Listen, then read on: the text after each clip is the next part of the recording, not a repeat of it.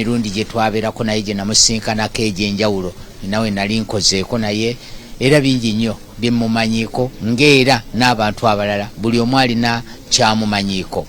Wana amakya ga leero ndi ne mukulu we era ye musika waabwe. Baŋŋambye mirundi ye mwana ow'omusanvu mu baana omusanvu bali abaana 7. Yesebo musanvu gwabeeranga ku bataata bonna naye abamaama wakutaano. Yes. Ye mukulu Sali nsaba sebo osogoba buzeeko. Bannanga batulaba abatuuliza mbabuuzaako kitalo nnyo kitalo ddala. Tufiiriddwa omuntu obuvunaanyizibwa mu kika ate ne mu nsi eno. Tamale abadde mpagiriwaga mu famire yaffe era kufiira kwa maanyi. Ntuukidde wano mbasanze mu meeting eya famire. Meeting mbadde mwogera ku kibi bye mukkaanyizaako. Era nga amawulire mu mwagawulidde ekiro Tamale yafudde wakati w'essaawa 5 kuba twategedde ku 6 naye wakati w'5 6 we twategeredde. N'olwekyo okuva olwo tubadde tuli mu bukuukulu tulaba ki kye tuba tukola, naye ku ssaawa emu tutudde nga famire ne twogera ku bintu nga 4. Ekisooka twogedde ku kukola postmortem tumanyire ddala kiki ekyasse muganda waffe. Ate era nga Tamale bw'abadde ayogera ennyo ebigambo ku butwa kinaki twagadde nnyo tukole postmortem eyo tulabe ddala yafudde ki. Kyokubiri tuteesezza ku bajeti yaffe ne tugimaliriza, n'ekisembayo ne tukola puroguramu eyo etandise ne leero olwali tugenda kusula wano mu maka gago wazana. Naye nga maiti tejja kubaawo, ekyali mu funeral home era gye yasuze. Ku makya maiti ejja kuvaayo mu funeral home etwalibwe ku church Ebonnamwaya, Kereziya y'Abakatuliki Ebonnamwaya. Tube n'ekitambiro kya mmisa ku ssaawa 4. Oluvannyuma tujja kukomawo wano era tusule wano. Ku Lwokutaano tujja kukera ku makya mayi tugitwale mu maka ge amalala Kyengera, era wajja kubaayo ekitambiro kya mmisa era gye tugenda okusula. Olw'omukaaga tujja kukeera nnyo twolekere ekaliisizo ematali kaliisizo omugenzi jajja okugalimizibwa.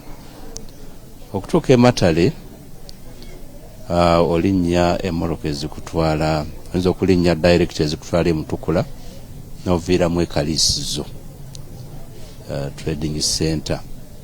Bw'ova ekaliisizo awo ne bw'obuuza omuntu yenna aba atambula nti muntwale bazaala Tamale mirundi otuuka, naye nga tukwata ku luguudo olugenda ekiwangala mayiro emu weewerera era wali ekikondo kya mayiro emu awo tujja okugalamiza Tamale mirundi. Olunaku olw'okuziika lwa mukaaga olwo lwennyini olw'omukaaga tujja kusulawo ekaliisizo, tujja kuziika ku Sande ssaawa 8. Tujja kutandika n'ekitambiro kya mmisa ku ssaawa 4, then ku ssaawa 8 tube nga tuziika. Abasobola okukomawo e Kampala batambule bulungi basobole okudda. Njagadde nkubuzeeyo, of course omuntu abadde alaba Tamale mirundi ebigambo bye biri controversial embeera ze, era nze olwali lwentegedde nti munaddiini nnyo kuba alina ne weeyogererako nti ye wabuwangwa, naye mmwe mubadde nga famire mumulaba mutya? Era nga bw'ogambye ssebo Tamale abadde controversial, nate teyazaalibwa bw'atyo.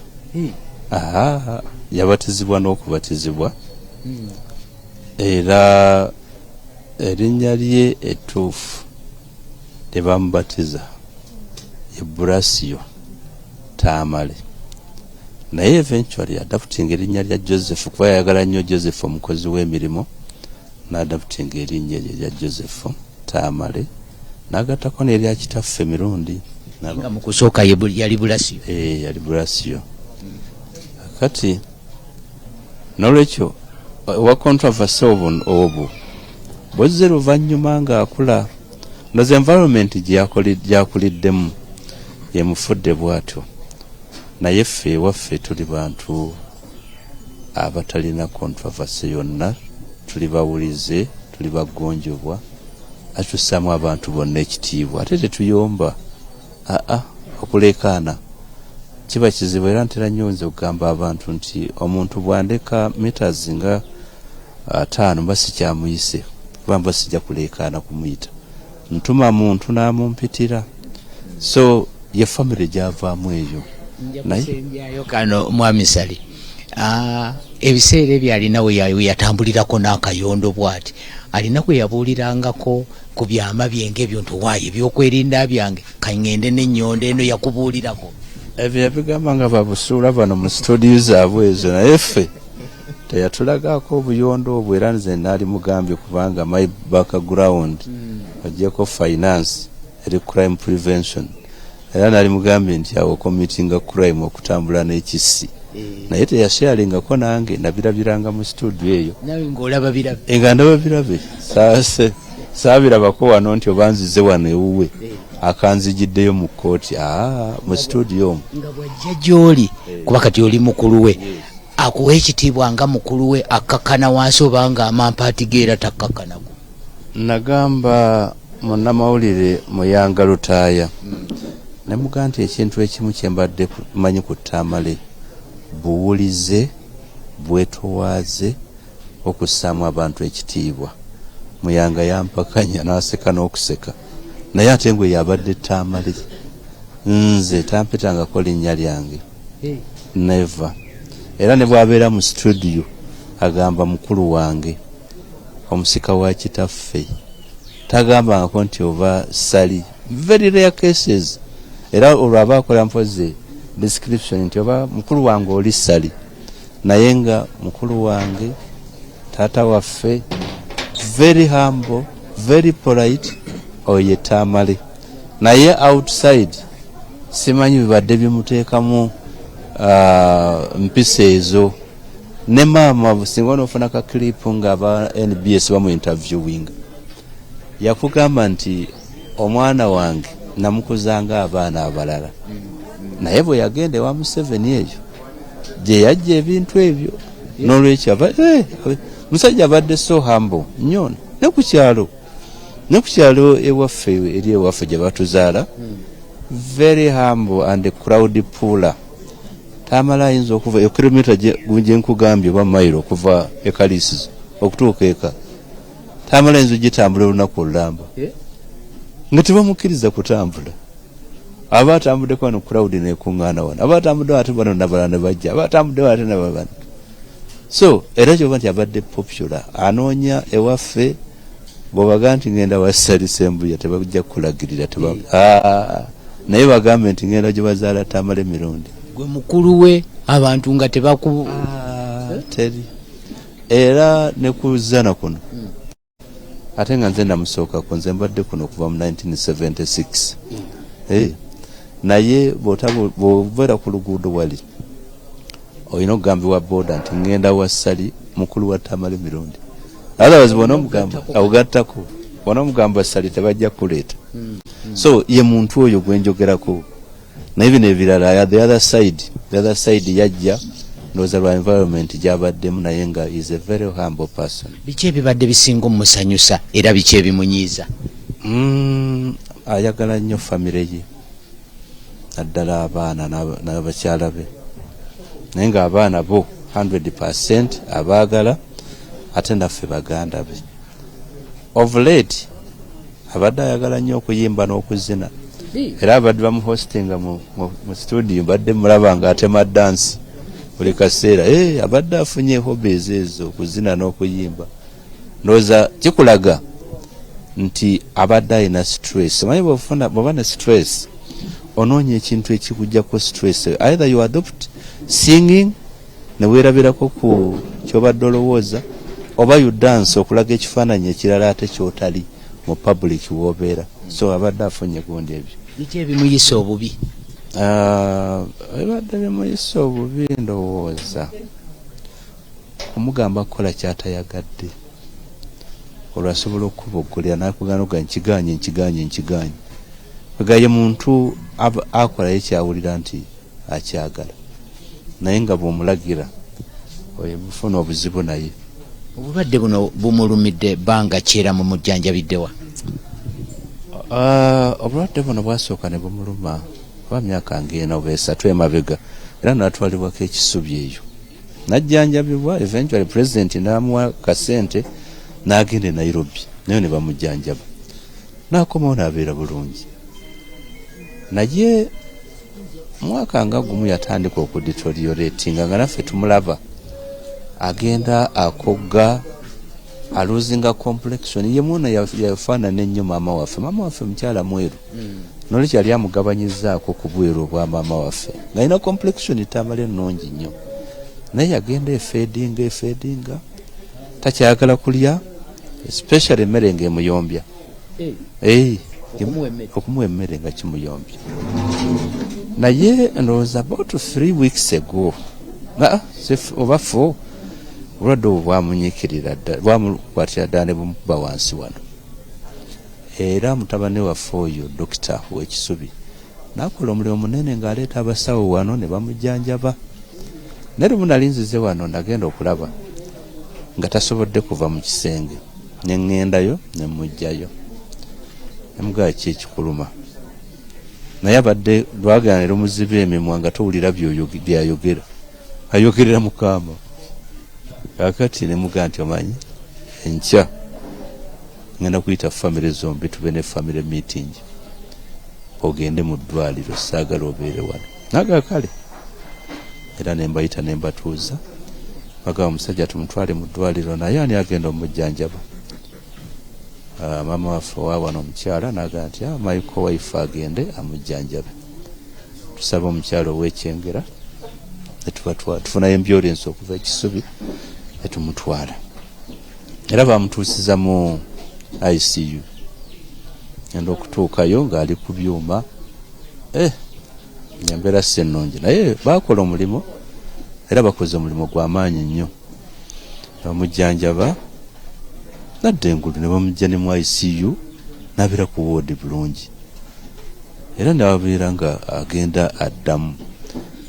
Last Sunday walasi lwakosatu last Sunday nagendayo ne tutuula ffenna twalya na ffenna ekyemisana ng'ayogera bulungi nga neddoboozi nga likomyewo era n'atula bulungi nnyo ku kitanda kye n'angamba nkobuulire nti nwanye ne Museveni emyaka mingi okuva lwe yangoba nti naye kati nsazeewo ngenda kumukolera tonze okkiriza okuddayo nti muga kirungi anti buli muntu yakugambanga nga tokkiriza naye kakati baba weesaliddewo kirungi tekubanga nzijanjabye Museveni anzijanjabye tonze kale kirungi n'omwenge ngumazi tokuba mu ngalo abaaliwo ntugaye mukama nga mulungi omwenge ogumazi nti ngumazi. Kati ku Mande saayitayo nendowooza nti bagenda basiibula naye yesterday nabadde ndika oyo mwami Kirunda wa president office nankubira naga nti wandize ekisubi president yatuwa offer okutwala omwana ono bweru tugende tumwasesinge tulabe oba offer eyo tugikozesa n'okunaaba kumukyekinga konze kale anvuga kisubi naye lwayingidde bwe nti kyenasoose okulaba ng'ate omuntu gwe nalekanga mulamu ng'ate embeera ekyuse nnyo nga amatama gamuguddemu muno yenna nemugaa yeetamale ate kiki ekyapeninze abo nemugaa baliwa basawo kiki abo baagala ndya emmere buli kaseera baagala nnyo bino abo nemuleka neyeebaka nemperekera mwami Kirunda nenkomawo naye bwe nakomyewo nasanze afunye seizure ng'akankana nnyo tuyita dokita najja nebamuteekako oxygeni nebamutransferinga mu ICU again. Twabadde nga tulinda tuloza nti bamustabilizinga akomewo ku ward naye teyakomyewo. So ku 6 ne tumulekayo ne batugamba nti kakati tumuwaddeyo akawika ak'okwebaka kubanga abadde alwana nnyo naye ajja kuba bulungi. Kyoffe kali laba bwe tukomawo wano Mukama nanyamba ne nsigala nga nadde nkooye nnyo nga njagala kwebaka, naye olwokuba nadde njagala nnyo Zambaali ne Prime Minister nga boogera byobadde okavalinga ebyekiteezi nenga kanende mala okulira puroguramu eyo, nadde nkyawulira puroguramu nga siraba wali agatalinda Tamale Mirundi afudde. Nabadde surprised nnyo nti nange nategedde okufa kwa Tamale ng'omuntu ow'ebweru ate nga nasiibyeyo. So munnange bwatyo n'agenda. Mwami Sali tugenda kumaliriza nga bukedde manyi tulina enteekateeka tujja kubeera wamu nammwe mu second singa abiri akasembayo tudde mu studio. Njagala okubeebaza ennyo okuba nti musobodde okujja. Ebintu bye mwakola Tamale simanyi oba mwamukola ki. Afudde tayagala bukedde. Afudde tayagala bukedde ate nga Kakande oyo Kakande baludde ne Tamale wala kwa yiwa New Vision abadde mu New Vision naye baludde ne Tamale oyo okuviira ddala nga Kakande oyo akyali mu ngabo nga bafulumira olupapula lw'Olungereza oba yali star. Babadde bombi programu zonna bazikoze ku Simba nga bali n'ekibazo oyo abadde abaagala bimeza mubikavalinze buli kimu, naye oluyombo lwa Tamale ne bukedde saamanya gye lwava. Nze waliwo oyo omwami eyasembayo eyaliko edita wa bukedde Kulubya, twetikka ffe n'ebita by'omwenge nga tugenda okwogereza omukyala wa wano. Era olumu Kulubya yansangako mu bbanka nanga naye Mwami Sali lwaki tuyogera ne Tamale n'otutuuza ne tuddingana nga twali tuvudde wala naye ne mugamba naye musajja mukulu ne bwanga nti tomuleeta obwa bukedde tomwogerako tokola ki kakati nze nkole ntya. Naye nga mukoze bulungi ne mujja era mbasaba kavalingi yammwe ebeera objective kuba naakamala okuyomba nammwe mwakavalinga ebintu mu ddwaliro.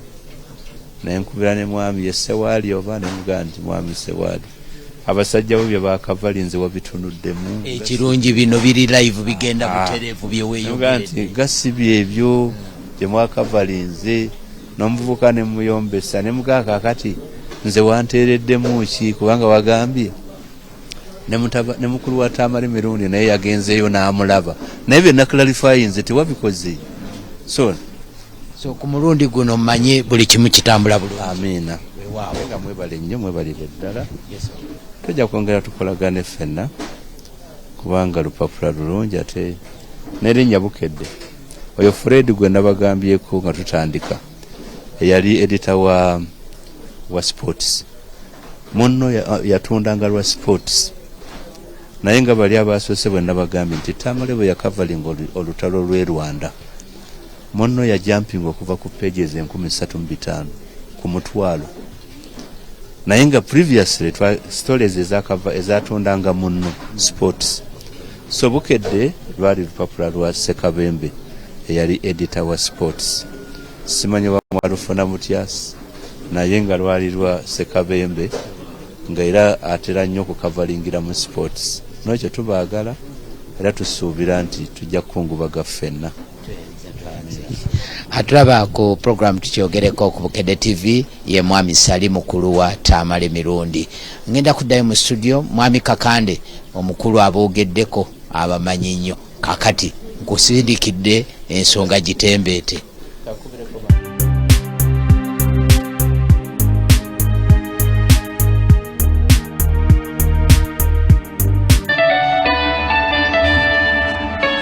Lelo Galuagidwa. Soft Care Petal Care has a floating design that perfectly fits. It reduces 70% friction on skin, absorbs fully and blocks leakages from both sides. Soft Care, yeah. There's no flavor like Mirinda, now in a fresh new look with the same great taste. Enjoy the tongue-tingling flavor of Mirinda Fruity, Orange, Green Apple, and Pineapple. Mirinda.